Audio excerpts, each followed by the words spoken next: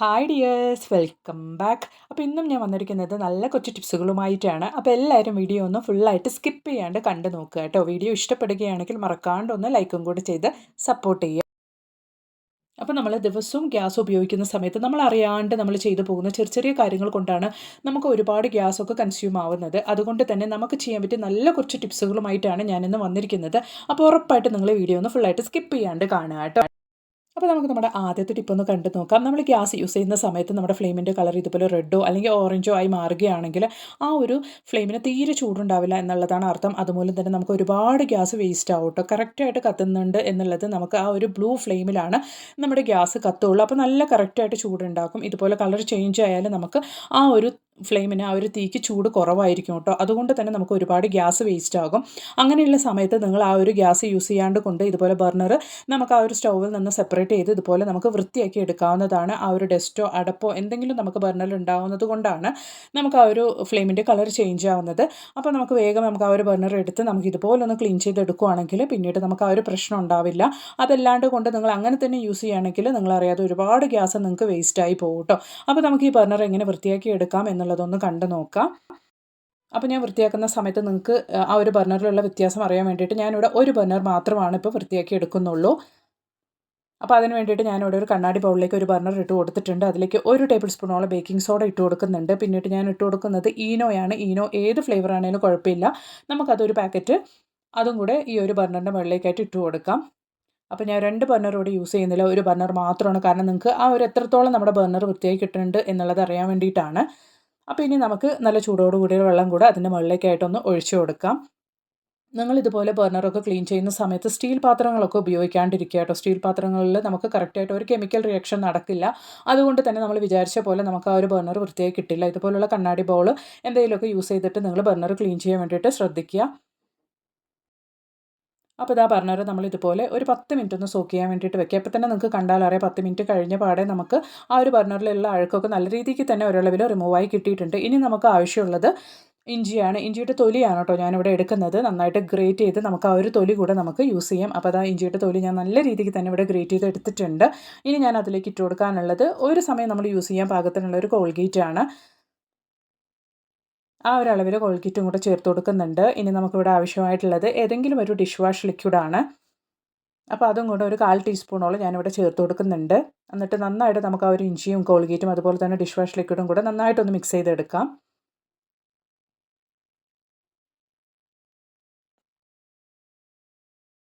എന്നിട്ട് നമ്മൾ റെഡിയാക്കി ഈ ഒരു സൊല്യൂഷനിലേക്ക് കുറച്ച് നമ്മൾ ഓൾറെഡി സോക്ക് ചെയ്ത് വെച്ച ആ ഒരു ഈനോയും ബേക്കിംഗ് സോഡയുടെ വാട്ടറും കൂടെ നമുക്കൊന്ന് ചേർത്ത് കൊടുക്കാം. അപ്പോൾ അതാ നമുക്ക് നമ്മുടെ സൊല്യൂഷൻ ഇവിടെ റെഡി ആയിട്ടുണ്ട്. എന്നിട്ട് നമ്മൾ ഓൾറെഡി സോക്ക് ചെയ്ത് വെച്ച ആ ഒരു ബർണർ ഇതുപോലെ നന്നായിട്ടൊന്ന് ബ്രഷ് ചെയ്ത് കൊടുക്കുകയാണെങ്കിൽ പെട്ടെന്ന് തന്നെ നമുക്ക് ആ ഒരു അഴുക്കും സ്റ്റെയിനൊക്കെ റിമൂവായി കിട്ടും കേട്ടോ. നിങ്ങൾക്ക് കണ്ടാൽ തന്നെ അറിയാം നല്ല രീതിക്ക് തന്നെ നമുക്ക് ആ ഒരു അഴുക്കൊക്കെ റിമൂവായി കിട്ടുന്നുണ്ട്. അപ്പോൾ ഉറപ്പായിട്ട് നിങ്ങൾ മാസത്തിൽ ഒരു തവണയെങ്കിലും ഇതുപോലെ നിങ്ങളുടെ ബർണറൊക്കെ ഒന്ന് ക്ലീൻ ചെയ്തെടുക്കുക. ഈ ഒരു സൊല്യൂഷൻ കൊണ്ട് തന്നെ നിങ്ങൾ നിങ്ങളുടെ ആ ഒരു ഗ്യാസ് സ്റ്റോപ്പും അതുപോലെ തന്നെ കൗണ്ടർ ടോപ്പും അത് എല്ലാം നിങ്ങൾക്ക് ക്ലീൻ ചെയ്തെടുക്കാവുന്നതാണ്. നമ്മൾ ഈ സോക്ക് ചെയ്ത് വെച്ച ബർണർ സോക്ക് ചെയ്ത് വെച്ച വെള്ളം പിന്നീട് നിങ്ങൾക്ക് കളയേണ്ട ആവശ്യമൊന്നുമില്ല. നിങ്ങൾക്ക് സിങ്കിനാണെങ്കിലും ഈ ഒരു വെള്ളം ഒഴിച്ചു കൊടുക്കാവുന്നതാണ്. അപ്പോൾ എന്തെങ്കിലും അണുക്കളോ പൂച്ചികളോ കാര്യങ്ങളോ എന്തെങ്കിലും ഉണ്ടെങ്കിൽ നമുക്ക് ആ സിങ്കിൽ നിന്ന് പോവുകയും ചെയ്യും. അതുകൊണ്ട് നമ്മൾ സോക്ക് ചെയ്ത് വെച്ച ഈ ഒരു വെള്ളം ബർണർ സോക്ക് ചെയ്ത് വെച്ച വെള്ളം വേസ്റ്റായി പോവില്ല കേട്ടോ. നിങ്ങൾക്ക് അങ്ങനെയും ഉപയോഗിക്കാവുന്നതാണ്. അപ്പോൾ തന്നെ നിങ്ങൾക്ക് കണ്ടാൽ അറിയാം എത്രത്തോളമാണ് ആ ഒരു ബർണറിലുള്ള അഴുക്കും ഡസ്റ്റും കാര്യങ്ങളൊക്കെ റിമൂവ് ആയിട്ടുള്ളത് നിങ്ങൾക്ക് കണ്ടാൽ തന്നെ മനസ്സിലാക്കാൻ വേണ്ടിയിട്ട് സാധിക്കും. അപ്പോൾ നല്ല രീതിയിൽ നമ്മുടെ ബർണർ ഇവിടെ ക്ലിയർ ആയിട്ടുണ്ട്. ഒരു മാസത്തിൽ ഒരു തവണയെങ്കിലും നിങ്ങൾ ഇതുപോലെ ഒന്ന് ചെയ്ത് നോക്കുക കേട്ടോ. അപ്പോൾ നമ്മൾ അറിയാതെ വേസ്റ്റ് ആവുന്ന ഗ്യാസ് ഒന്നും ഇനി അങ്ങനെ വേസ്റ്റ് ആവില്ല. ഉറപ്പായിട്ട് നിങ്ങൾ ഈ ഒരു ടിപ്പും കൂടെ ഒന്ന് ട്രൈ ചെയ്ത് നോക്കുക കേട്ടോ.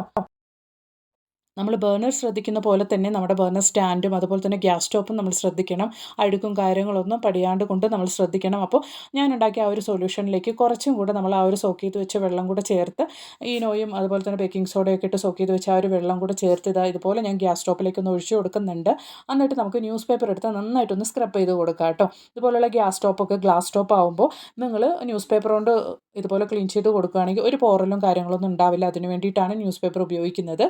അപ്പോൾ നല്ല സൊല്യൂഷൻ ആയതുകൊണ്ട് വേഗത്തിൽ തന്നെ അഴുക്കും ഡസ്റ്റും അതുപോലെ തന്നെ ഇടകളിലുള്ള ചെറിയ ചെറിയ ഡസ്റ്റ് വരയ്ക്കും നമുക്ക് റിമൂവായി കിട്ടും. നിങ്ങൾക്ക് കണ്ടാൽ തന്നെ അറിയാം.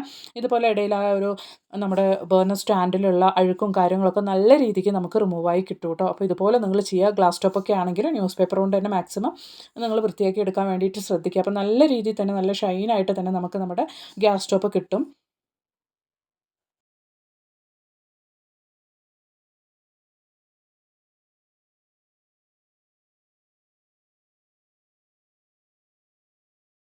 അപ്പോൾ ഇനി നമുക്ക് ഗ്യാസൊന്നും ചിലവാണ്ട് കൊണ്ട് വളരെ പെട്ടെന്ന് എങ്ങനെ റൈസൊക്കെ കുക്ക് ചെയ്തെടുക്കാം എന്നുള്ളതും കൂടെ കണ്ടു നോക്കാം. റൈസ് നമുക്ക് ഡെയിലി നമ്മൾ കുക്ക് ചെയ്യുന്ന ഒരു സാധനമാണ് ഈ ചോറ്. അപ്പോൾ അത് നമുക്ക് വളരെ പെട്ടെന്ന് ഗ്യാസ് ചിലവില്ലാണ്ട് കൊണ്ട് എങ്ങനെ ഉണ്ടാക്കിയെടുക്കാം എന്നുള്ള ഒരു ടിപ്പും കൂടെ ഒന്ന് കണ്ടു നോക്കാം. അപ്പോൾ അതിന് വേണ്ടിയിട്ട് ഞാൻ 2 പേർക്കുള്ള അരിയാണ് ഇവിടെ കഴുകിയെടുക്കുന്നത്. എന്നിട്ട് നമുക്ക് ഒരു അരമണിക്കൂർ സമയത്തേക്ക് അതൊന്ന് കുതിരാൻ വേണ്ടിയിട്ട് വെച്ച് കൊടുക്കാം. അപ്പോൾ കുതിർത്ത് നമ്മൾ ചോറ് വെക്കുകയാണെങ്കിൽ വേഗത്തിൽ തന്നെ നമുക്ക് ചോറ് വെന്ത് കിട്ടും. അതിന് വേണ്ടിയിട്ടാണ് ഞാനിവിടെ ഒരു അരമണിക്കൂർ സമയത്തേക്ക് അരി ഒന്ന് കുതിരാൻ വേണ്ടിയിട്ട് വെച്ച് കൊടുക്കുന്നുണ്ട്. അപ്പോൾ ഒരു അരമണിക്കൂർ സമയം അരി അവിടെ കിടന്നൊന്ന് കുതിരട്ടെ.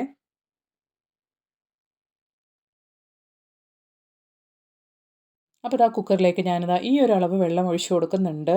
അത്രയ്ക്കേ ഒഴിച്ച് കൊടുക്കാൻ പാടുള്ളൂ. കൂടുതൽ ഒഴിച്ച് കൊടുക്കരുത് നിങ്ങൾ. അപ്പോൾ അതാ ഞാൻ വെള്ളം ഒഴിച്ച് കൊടുക്കുന്നുണ്ട് കുക്കറിലേക്ക്. അപ്പോൾ നിങ്ങളിത് ശ്രദ്ധിച്ച് നോക്കുക കേട്ടോ. നിങ്ങൾ ഇതുപോലെ ചെയ്യുവാണെങ്കിൽ ഊറ്റിയെടുക്കാനൊക്കെ ചിലപ്പം നമ്മളിലുള്ള കുറേ പേർക്ക് ചോറ് ഊറ്റിയെടുക്കാൻ മടിച്ചിട്ട് നമ്മളിതുപോലെ കുക്കറിലൊക്കെ ഇട്ട് വേഗം കുക്ക് ചെയ്തെടുക്കാറാണ്. അപ്പോൾ അങ്ങനെ ഇല്ലാണ്ട് കൊണ്ട് ഇതുപോലെയുള്ള ചെറിയ കുഞ്ഞു കലത്തിലൊക്കെ നിങ്ങൾ ഊറ്റിയെടുക്കാൻ പാകത്തിനുള്ള പാത്രങ്ങളിലൊക്കെ നിങ്ങൾ അരിയിട്ട് ഇതുപോലെ ചെയ്യുവാണെങ്കിൽ നമുക്ക് ഊറ്റിയെടുക്കാൻ നല്ല ഈസിയാണ്. അപ്പോൾ ഇതാ ഞാൻ കുതിരാൻ വേണ്ടിയിട്ട് വെച്ച ആ ഒരു അരി ഈ ഒരു കലത്തിലേക്ക് ഇട്ട് കൊടുക്കുന്നുണ്ട്. നിങ്ങൾക്ക് ഊറ്റിയെടുക്കാൻ പാകത്തിനുള്ള കുക്കറിൻ്റെ ഉള്ളിലേക്ക് കൊള്ളുന്ന ഒരു പാത്രത്തിലേക്ക് നിങ്ങൾ അരി ഇട്ട് കൊടുക്കുക. എന്നിട്ട് കുറച്ച് വേഗം പാകത്തിനുള്ള വെള്ളം അതിലേക്ക് ഒഴിച്ചു കൊടുക്കുക കേട്ടോ. ഇപ്പോൾ നമ്മൾ ഇങ്ങനെ കുക്ക് ചെയ്യുന്നതുകൊണ്ട് നമുക്കൊരു അളവ് വേണം എന്നുള്ളതൊന്നുമില്ല. നമ്മൾ ഊറ്റിയെടുക്കാൻ പോകുന്നതുകൊണ്ട് കറക്റ്റായിട്ട് വേകാനുള്ള വെള്ളം എന്തായാലും വേണം എന്നുള്ളതേ ഉള്ളൂ. അപ്പോൾ ഞാനത് കലത്തിലേക്ക് അരി ഇട്ട് കൊടുത്തിട്ടുണ്ട്. ഇനി അതിലേക്ക് ആ ഒരു അരി വേകാനുള്ള വെള്ളം ഞാൻ ഒഴിച്ചു കൊടുക്കുന്നുണ്ട്. അളവൊന്നുമില്ല.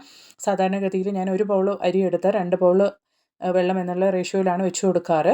അപ്പോൾ ഇപ്പോൾ ഊറ്റിയെടുക്കാം എന്നുള്ള കാരണം കൊണ്ട് ഞാൻ കുറച്ച് കൂടുതൽ വെള്ളം ഒഴിച്ച് കൊടുത്തിട്ടുണ്ട്. എന്നിട്ട് നമ്മൾ കുക്കറിൽ ഓൾറെഡി വെള്ളം ഒഴിച്ച് കൊടുത്തിട്ടുണ്ട്. അതിൻ്റെ മുകളിലേക്കായിട്ട് ഇതുപോലെ നമുക്ക് ആ ഒരു പാത്രം വെച്ച് കൊടുക്കാം. ആ ഒരു കലം അരി ഒക്കെ ഇട്ട് വെച്ചിട്ടുള്ള ആ ഒരു കലം നമുക്ക് വെച്ച് കൊടുക്കാം കേട്ടോ. എന്നിട്ട് ഇതിൻ്റെ മുകളിൽ ഈ ഒരു കലത്തിൻ്റെ മുകളിൽ കുഞ്ഞു കലത്തിൻ്റെ മുകളിൽ നിങ്ങൾക്ക് വേണമെങ്കിൽ മൂടി ഇട്ട് കൊടുക്കാം. ഞാനിവിടെ മൂടിയൊന്നും ഇട്ട് കൊടുക്കുന്നില്ല. നേരെ ഞാൻ കുക്കർ മൂടി വെക്കാനാണ് പോകുന്നത്. അപ്പോൾ നമ്മളിങ്ങനെ വേവിക്കുന്നത് കൊണ്ട് തന്നെ നമുക്ക് വേഗത്തിലെടുത്ത് ആ ഒരു ചോറ് റെഡിയായ ഉടനെ നമുക്ക് വേഗത്തിലെടുത്തിട്ട് ഊറ്റിയെടുക്കാൻ വേണ്ടിയിട്ട് സാധിക്കും. അപ്പോൾ ഇതാ കുക്കറിൻ്റെ മൂടി ഞാൻ വെച്ച് കൊടുത്തിട്ടുണ്ട്. ഇപ്പോൾ തന്നെ ഞാൻ വെയിറ്റ് വാൾ ഇട്ട് കൊടുക്കുന്നില്ല. ആ ഒരു വെയിറ്റ് ഇട്ട് കൊടുക്കുന്നില്ല. അത് എടുക്കുന്നുണ്ട്. നന്നായിട്ട് പ്രഷർ വരുന്ന ഒരു സമയത്ത് മാത്രമാണ് ഞാൻ വെയിറ്റ് ഇട്ട് കൊടുക്കുന്നത്. എന്നിട്ട് ഒരു വിസിൽ വന്നതിന് ശേഷം ഞാൻ ജസ്റ്റ് ഒരു 5 മിനിറ്റ് ഞാനൊന്ന് സിമ്മിൽ ലോ ഫ്ലെയിമിൽ ഞാനൊന്ന് ഇട്ടതിന് ശേഷം ഓഫ് ചെയ്യുന്നുണ്ട്. അപ്പോൾ തന്നെ നല്ല പെർഫെക്റ്റ് ആയിട്ട് നിങ്ങൾക്ക് കണ്ടാൽ അറിയാം അരി നല്ല ചോറ് നന്നായിട്ട് തന്നെ നമുക്ക് വെന്ത് കിട്ടുന്നുണ്ട്. ഇതാ നിങ്ങൾക്ക് ഓപ്പൺ ചെയ്ത് കാണിക്കാം. അതിനകത്ത് വെള്ളമുണ്ട്. നമുക്കിനി ഇത് നന്നായിട്ടൊന്ന് ഊറ്റിയെടുക്കാൻ വേണ്ടിയിട്ട് സാധിക്കും. അതുപോലെ തന്നെ നമുക്ക് സ്റ്റാർച്ചൊക്കെ നീങ്ങിക്കിട്ടും. നല്ലതാണ് ഷുഗർ പേഷ്യൻസിനും അതുപോലെ തന്നെ ഇപ്പോൾ ഡയറ്റ് കോൺഷ്യസ് ആയിട്ടുള്ളവർക്കൊക്കെ വേണ്ടിയിട്ട് ഇതുപോലെ നമ്മൾ ചോറ് ഊറ്റി കഴിക്കുന്നത് അത്രയ്ക്ക് നല്ലതാകത്തില്ല. അതുപോലെ തന്നെ നമുക്ക് ഈസി ആയിട്ട് നമ്മൾ ഇതുപോലെ ഈ ഒരു ചെറിയ കലത്തിലോ അല്ലെങ്കിൽ ചെറിയ പാത്രത്തിലാണ് നമ്മൾ അരിയിട്ട് വേവിക്കുന്നതെങ്കിൽ നമുക്ക് ഈസി ആയിട്ട് ഊറ്റിയെടുക്കാൻ വേണ്ടിയിട്ട് സാധിക്കും. അപ്പോൾ ഇതുപോലെ ഒരു പാത്രം വെച്ച് കൊടുത്ത് ഞാൻ ചോറൊന്ന് ഊറ്റിയെടുക്കുന്നുണ്ട്. നിങ്ങൾക്ക് കണ്ടാലറിയാം. ഇതുപോലെ ഈസി ആയിട്ട് നമുക്ക് കമഴ്ത്തി ആ ഒരു കുഞ്ഞു കലം കമഴ്ത്തി വെച്ച് കൊടുക്കാം. ഇതുപോലെ നമുക്കൊന്ന് കമഴ്ത്തി വെച്ച് കൊടുക്കുക. അപ്പോൾ ആ വെള്ളം വാർന്ന് പോകുന്നത് വരയ്ക്കൊന്നും നമുക്ക് കൈകൊണ്ട് പിടിച്ച് നിൽക്കേണ്ട ആവശ്യമില്ല. നിങ്ങളൊരു ചെറിയ ഗ്ലാസ് ഒന്ന് ഇതുപോലെ വെച്ച് കൊടുക്കുകയാണെങ്കിൽ ആ ഒരു വെള്ളം ഒരു 10 മിനിറ്റ് സമയം നമ്മൾ ഇതുപോലെ ഒന്ന് വെച്ച് കൊടുക്കുക. അല്ലെങ്കിൽ ഒരു 5 മിനിറ്റ് സമയം നമ്മൾ വെച്ച് കൊടുക്കുകയാണെങ്കിൽ വേഗത്തിൽ തന്നെ ആ ഒരു വെള്ളം വാർന്ന് കിട്ടും. നമ്മൾ പിടിച്ചുകൊണ്ടിരിക്കേണ്ട ആവശ്യമൊന്നുമില്ല. അപ്പോൾ നമുക്ക് വാർത്തൊക്കെ ചോറ് റെഡിയാക്കാൻ മടിയുള്ളവർക്കാണെങ്കിലും അതുപോലെ തന്നെ സാധാരണഗതിയിൽ നമ്മൾ കലത്തിലൊക്കെയാണ് ചോറ് വയ്ക്കുന്നതെങ്കിൽ ഒരുപാട് നേരമാകും നമുക്ക് ആ ഒരു ചോറ് വെന്ത് കിട്ടാൻ വേണ്ടിയിട്ട്. അതുമൂലം തന്നെ നമുക്ക് ഒരുപാട് ഗ്യാസ് വേസ്റ്റ് ആകും. അപ്പോൾ നമുക്ക് കുക്കറിൽ തന്നെ നമുക്ക് ചോറ് റെഡിയാക്കാം, വാർത്ത് റെഡിയാക്കാം. ഊറ്റി ചോറ് കഴിക്കാൻ വേണ്ടിയിട്ട് കുക്കറിൽ തന്നെ നമുക്ക് ഇനി റെഡിയാക്കാൻ വേണ്ടിയിട്ട് പറ്റും. അതുമൂലം തന്നെ ഒരുപാട് ഗ്യാസ് നമുക്ക് മാസം തോറും സേവ് ചെയ്യാൻ വേണ്ടിയിട്ട് പറ്റും. അപ്പോൾ ഇനി നിങ്ങൾ ചോറ് കുക്ക് ചെയ്യുന്ന സമയത്ത് ഈ ഒരു ടിപ്പ് ഉറപ്പായിട്ട് ഈ ഒരു മെത്തേഡ് നിങ്ങൾ ട്രൈ ചെയ്ത് നോക്കുക. പെട്ടെന്ന് തന്നെ നമുക്ക് ചോറ് റെഡിയാവുകയും ചെയ്യും. അതുപോലെ തന്നെ ഒരുപാട് ഗ്യാസ് നമുക്ക് സേവ് ചെയ്യാൻ വേണ്ടിയിട്ടും പറ്റും. അതുപോലെ തന്നെ നല്ല കുറേ വീഡിയോസ് ഞാൻ എൻ്റെ ചാനലിൽ ഉൾപ്പെടുത്തിയിട്ടുണ്ട്. നിങ്ങൾ അതും കൂടെ ഒന്ന് കയറി ചെക്ക് ചെയ്ത് നോക്കുക. വീഡിയോ ഇഷ്ടപ്പെടുകയാണെങ്കിൽ മറക്കാണ്ടൊന്ന് ലൈക്കും കൂടെ ചെയ്ത് നിങ്ങളുടെ അഭിപ്രായങ്ങളൊന്ന് കമൻറ്റ് ബോക്സിലിട്ട് അറിയിക്കുകയും കൂടെ ചെയ്യുക കേട്ടോ. അപ്പോൾ ഇനി ഒരു പുതിയ വീഡിയോ ആയിട്ട് നിങ്ങളുടെ അടുത്തേക്ക് വരുന്നത് വരയ്ക്കും എല്ലാവർക്കും ബായ്. Thanks for watching.